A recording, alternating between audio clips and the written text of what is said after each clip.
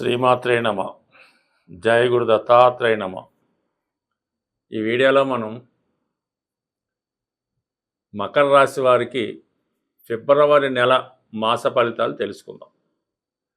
ఒక విధంగా మకర రాశి వారికి ఏదైనా ఒక అదృష్టం చివరి దాకా వచ్చినప్పటికి కూడా అది ఈ రాశివారు అందుకోలేకపోతూ ఉంటారు అన్నమాట. ఏదైనా అర్హత ఉంటేనే వస్తుంది తప్ప అదృష్టవంతంగా ఈ రాశి వారి జీవితంలో ఏది కూడా పొందలేరు. చివరి నిమిషం దాకా ఎదురు చూడటం, వచ్చిన దాంతో సంతృప్తి పడితేనే వీళ్ళ జీవితంలో హాయిగా ఉండగలుగుతూ ఉంటారు. ఎప్పుడు ఏదో ఒక సమస్య, ఎప్పుడు ఏదో పని, ఏదో బాధ్యత ఈ రాశి వారి మీద ఉండడం జరుగుతుంటుంది. జీవితంలో ఎప్పుడూ ఆనందంగా ఉండాలన్నా కూడా అది ఉండలేకపోతూ ఉంటారు. దీని ప్రధాన కారణం పరిశీలించినప్పుడు ఇది దశమ స్థానం, అంటే సహజంగా కర్మస్థానం అవటం వల్ల గత జన్మలో ఉన్నటువంటి బాధ్యతల్ని పూర్తి చేసుకోవడానికి ఈ రాశిలో జన్మించడం జరుగుతూ ఉంటుంది. అంటే ఈ రాశిలో జన్మించకపోయినా ఈ రాశిలో ఏ గ్రహం ఉన్నా సరే ఆ గ్రహ కారకత్వం ద్వారా జాతకుడు స్ట్రగుల్ పడుతూ ఉంటాడు. మకర రాశిలో చంద్రుడు ఉండగా జన్మించిన వారు ఎక్కువగా మానసిక అశాంతితో ఇబ్బంది పడుతూ ఉంటారు. అలాగే పేరెంట్స్ నుంచి సరైన సహకారం పొందలేకపోతూ ఉంటారు. సో ఈ రాశిలో శుక్రుడు ఉండడం వలన వైవాహిక జీవితం చాలా అసంతృప్తికరంగా ఉంటుంది. భార్య వల్ల ఏదో ఇబ్బంది జాతకుడు ఎదుర్కోవడం జరుగుతూ ఉంటుంది. సో ఇది ఈ నెలలో పరిశీలించినప్పుడు 4 గ్రహాలు ఈ రాశిలో సంచరించడం జరుగుతూ ఉంది. ప్రధానంగా శుక్రుడు, రవి, కుజ. అంటే శుక్రుడు ఈ నెల సుమారుగా 5వ తారీఖు వరకు ఇదే రాశిలో ఉండడం వల్ల చాలా వరకు సంతానం వల్ల, భార్య వల్ల, స్త్రీల వల్ల సమస్యలు రావడం జరుగుతూ ఉంటుంది. అంటే వాళ్ళకి ఏదో డిమాండ్ ఉంటుంది, అది మీరు తప్పకుండా తీర్చవలసి ఉంటుంది. ఇతర కారణాల వల్ల వారి యొక్క సమస్యలు మీరు తీర్చలేకపోతుంటారు. దానివల్ల వారి నుంచి కొంత నిందలు రావడం కానీ, అసహనం ఎదుర్కోవడం కానీ జరుగుతూ ఉంటుంది. సో ఇక్కడ మీకు బుధుడు ఇదే రాశిలో ఉండడం వల్ల విద్యార్థులు కూడా చదువు మీద అంత ఆసక్తి చూపలేకపోతూ ఉంటారు.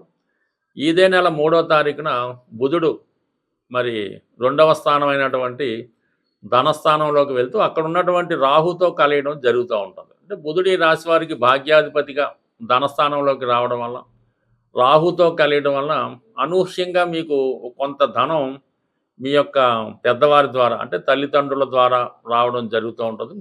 లేదంటే ఏదో ఒక ప్రైజ్ మనీ కానీ, ఏదో కార్యక్రమం ద్వారా మీకు కొంత ధనం అన్నది అనూహ్యంగా రావడం జరుగుతూ ఉంటుంది. ఎవరైనా గిఫ్ట్గా ఇవ్వచ్చు, బహుమతిగా ఇవ్వచ్చు, లేదంటే మీరు ఏదైనా ఒక పందెంలోనో, ఏదైనా ఒక అగ్రిమెంట్లోనో, అడ్జస్ట్మెంట్లోనో కొంత ధనం అన్నది రావడం జరుగుతూ ఉంటుంది. దానివల్ల కొన్ని సమస్యలు పరిష్కరించుకుంటారు. అదే నెల 5వ తారీఖున శుక్రుడు కూడా ధనస్థానంలోకి రావడం జరుగుతుంది. యోగకారకుడుగా శుక్రుడు ధనస్థానంలోకి వచ్చి అక్కడ ఉండే బుధుడితో కలియడం వల్ల, రాహుతో కలియడం వల్ల ఈ కుటుంబ సభ్యుల విషయంలో కొంత గందరగోళం, అనిశ్చిత ఏర్పడుతుంటుంది. కుటుంబ సభ్యులు కొన్ని నిర్ణయాలు మీకు తెలియకుండా ఆర్థిక విషయాల్లో తీసుకోవడం జరుగుతూ ఉంటుంది. అలాగే ఇతరుల పెత్తనం మీ కుటుంబం మీద రావడం వలన కుటుంబ విషయాల్లో కొంత అసహనాన్ని మీరు ఎదుర్కోవడం జరుగుతుంది. అంటే ఆర్థిక పరంగా బాగున్నప్పటికీ కూడా కొన్ని మీకు ఇష్టం లేని సంఘటనలు మానసిక అశాంతికి, కుటుంబ సభ్యుల ప్రవర్తన వల్ల కొంత ఇబ్బందికి ఎదుర్కోవడం జరుగుతూ ఉంటుంది. ఇక ఫైనల్గా రవి, అష్టమాధిపతిగా రవి ఈ నెల 12వ తారీఖున ధనస్థానంలోకి రావడం వల్ల కుటుంబం ఒక విధంగా స్ప్లిట్ అయ్యే అవకాశం ఉంది. అంటే కుటుంబం నుంచి కొంతమంది సభ్యులు ఒక చోటకి, కొంతమంది సభ్యులు వేరే చోటకి వెళ్ళడం కానీ, మీరు కుటుంబాన్ని విడిచి వేరే ప్రాంతానికి వెళ్ళడం కానీ జరిగే అవకాశం ఉంది. అంటే కుటుంబ సభ్యులంతా వేరే వేరే ప్రాంతాల్లో వెళ్ళి విడిపోవడం లాంటిది టెంపరీగా జరిగే అవకాశం ఉంది. ఇంకా ఫైనల్గా కుజుడు రాశి యందు మాత్రం ఈ నెల 23 వరకు ఉండడం వల్ల చాలా వరకు స్వయం కృషితోనే మీ యొక్క వ్యక్తిగత సమస్యలను సాల్వ్ చేసుకుంటారు. భూములపైన, స్థిరాస్తులపైన ఏదో విధంగా ఆదాయం రావడం జరుగుతూ ఉంటుంది. వ్యక్తిగతంగా స్థిరాస్తి వ్యాపారంలో ఉన్న వాళ్ళకి, అంటే రియల్ ఎస్టేట్ రంగంలో ఉన్న వాళ్ళకి చాలా అనుకూలంగా రావడం జరుగుతుంటుంది. మీరు ఒక పోలీస్ డిపార్ట్మెంట్లో ఉన్నా, ప్రభుత్వ సర్వీస్లో ఉన్నా, వ్యక్తిగత వృత్తిలో ఉన్నా సరే కేవలం మీ వ్యక్తిగత సామర్థ్యంతోనే ఆర్థిక పరంగా ఏదో విధంగా ధన సంపాదన చేస్తారు. అయితే వచ్చిన ధనం మీకు ఏ విధంగా కూడా ఈ కుటుంబ అవసరాలకు కానీ, కుటుంబ సభ్యుల కోరికలు తీర్చడానికి కానీ మీ వ్యక్తిగత ఉన్నటువంటి ఆర్థిక సమస్యలకి సరిపోకపోవడం వల్ల చాలా ఇబ్బంది పడడం అన్నది జరుగుతూ ఉంటుంది. బట్ ఏదైనా ఫైనాన్షియల్‌గా చాలా జాగ్రత్తగా మేనేజ్ చేసుకోవాల్సి ఉంటుంది. ఎంత కష్టపడినప్పుడు కూడా ఏదో ఒకళ్ళ నుంచి, ఎవరో ఒకళ్ళ నుంచి అసంతృప్తిగా రావడం జరుగుతూ ఉంటది. అయితే ఏదన్నా ప్రస్తుతం శని భగవానుడు మీకు 3వ స్థానంలో అనుకూలమైన స్థితిలో ఉండడం వల్ల కేవలం మీ యొక్క ఓర్పు, సహనంతోనే వచ్చిన సమస్యల్ని పరిష్కరించుకోవాల్సి ఉంటుంది. బట్ ఏదైనా చిన్న చిన్న సమస్యలు ఎదురైనప్పుడు కూడా చాలా వరకు ఫైనల్‌గా అనుకున్న సక్సెస్ పొందడం జరుగుతూ ఉంటది. అప్పటి వరకు కొద్దిగా ఓర్పుతో, సహనంతో ఎవరిని ఇబ్బంది పెట్టకుండా ముందుకు వెళ్ళడమే మీరు చేయనటువంటి ముఖ్యమైన పని.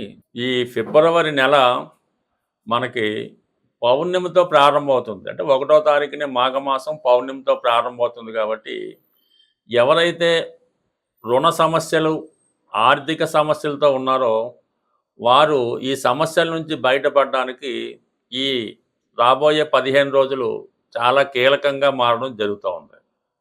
అందువలన ఏంటంటే మీరు ఈ రాబోయే 15 రోజుల్లో అంటే రేపు మాఘమాసం మళ్ళా చివరికొచ్చే అమావాస్య లోపల ఏదైనా ఒక పుణ్యనది స్నానాన్ని ఆచరించవలసి ఉంటుంది. సో దానివల్ల ఒకటి. దాని తర్వాత ఏంటంటే ఈ నెల అంటే ఫిబ్రవరి 5వ తారీఖున సంకటహర చతుర్థి రాబోతుంది. ఆ రోజు విధి విధానంగా మీరు వినాయకుడికి అభిషేకం, హోమం లాంటివి చేసుకోవడం వల్ల ఏదైనా ఆగిపోయినటువంటి పనులు తిరిగి పునఃప్రారంభం అవ్వడం జరుగుతూ ఉంటుంది. ముఖ్యంగా విద్యార్థులు ఎవరైతే ఉన్నత అవకాశాల కోసం ఎదురు చూస్తున్నారో, వాళ్ళు ఏ వయసు వారైనా సరే ఆ రోజు పిల్లలైతే పెద్దవాళ్ళు చేయించడం, కొద్దిగా 15 సంవత్సరాలు దాటిన వాళ్ళైతే వాళ్ళే ఆటోమేటిక్‌గా ఆ రోజు విధి విధానంగా ఆ పూజా విధానాన్ని పాటించడం వల్ల, వీలు కాని వారు కనీసం విఘ్నేశ్వరుని 108 నామాలతో పూజ చేయడం వల్ల ఆ రోజు అంటే సంకటహర చతుర్థి చేసుకోవడం వల్ల రాబోయే విఘ్నాలన్నీ కూడా తొలగిపోయే అవకాశం ఉంది. ఎస్పెషల్లీ ఈ 14వ తారీఖు 2వ నెలలో మరి వస్తున్నటువంటి శని త్రయోదశి. ఇది చాలా ఇంపార్టెంట్ అయినది, చాలా పవిత్రమైనది.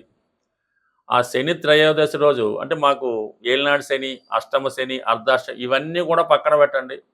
ప్రతి ఒక్కరూ ఎవరైతే జాతక చక్రాన్ని, జ్యోతిష్యాన్ని, నవగ్రహాల్ని నమ్ముతారో వారి విధి విధానంగా ఆ 14వ తారీఖు వచ్చినటువంటి మాస శని త్రయోదశి నాడు చక్కగా మరి నవగ్రహాల్లో అన్ని గ్రహాలకి పూజ చేసి ప్రత్యేకంగా శని భగవానుడికి తైలాభిషేకం చేయడం, తర్వాత మళ్ళా మంచినీటితో అభిషేకం చేసి విధి విధానంగా అక్కడ ఉన్నటువంటి ఆచార ప్రకారం పూజాది కార్యక్రమాలు పూజ చేసుకొని, అదే శనివారం రోజు ఏదైనా శివాలయంలో అభిషేకం చేయించుకొని తిరిగి ఆ రోజంతా కూడా చాలా నియమంగా ఉండవలసి ఉంటుందన్నమాట. ఆయిల్‌తో చేసిన పదార్థాలు తినకూడదు. ఆ రోజు ఒక్కరోజు భూసైన కింద పడుకోవాల్సి ఉంటుంది. ఎటువంటి బలహీనతలకి అంటే సింగిల్‌గా పడుకోవడం, బ్రహ్మచర్యం పాటించడం. అంటే సుమారుగా మీరు స్వామయ్యప్ప దగ్గరికి వెళ్ళినప్పుడు ఎలా ఉంటారో, ఆ విధంగా ఒక్కరోజు మరి ఆ శని త్రయోదశి రోజు సంకల్పంతో ఉండడం వల్ల చాలా వరకు మీకున్నటువంటి ఆర్థికపరమైనటువంటి సమస్యలు తొలగిపోవడం జరుగుతుంది. అంటే ఒక వ్యక్తి జీవితంలో సుఖమైన వైవాహిక జీవితం పొందాలన్నా, ఆర్థిక పరంగా బాగుండాలన్నా ఏదైనా కూడా శని భగవానుడు ఇవ్వగలడు. దాన్ని మిమ్మల్ని మార్చగలిగే శక్తి ఉంటుంది కాబట్టి ముందుగా మీరు ఈ సంకల్పంతో శని త్రయోదశి చేయడం. ఇక అలాగే మనకి 15వ తారీఖున వచ్చినటువంటి మహాశివరాత్రి. ఆ మహాశివరాత్రి రోజు విధి విధానంగా మీరు ఏదైనా ఒక పుణ్యక్షేత్రంలో స్వామిని దర్శించుకోవడం వల్ల సంవత్సరం మొత్తం మీరు మరి శివుని దర్శించుకునే పుణ్యం దక్కుతుంది కాబట్టి ఆ మహాశివరాత్రి పర్వదినాన్ని కూడా మీ యొక్క ఆచారం ప్రకారం స్వామిని దర్శించుకొని ఆ రోజు కూడా నియమంగా ఉండడం వల్ల చాలా వరకు అంటే మాఘమాసంలో చేసిన పుణ్యకార్యం అనేక రెట్లు ఫలితాన్ని ఇవ్వడం జరుగుతుంటుంది కాబట్టి కనీసం ఈ 15 రోజులు అంటే పౌర్ణమి నుంచి మళ్ళీ వచ్చే అమావాస్య దాకా విధి విధానంగా వీలైతే ప్రతిరోజు విష్ణు సహస్రనామాన్ని పారాయణ చేయడం కానీ, ఏదైనా విష్ణుమూర్తి దేవాలయాన్ని సందర్శించడం కానీ, వీలైతే గోవిందనామాలు పారాయణం చేయడం వల్ల కానీ 15 రోజుల్లో ఒక్కసారైనా మీరు పుణ్యనది స్నానం చేయడం వల్ల సంపూర్ణంగా మీ యొక్క సమస్యలు పరిష్కారం అవడం జరుగుతుంది. స్వస్తి.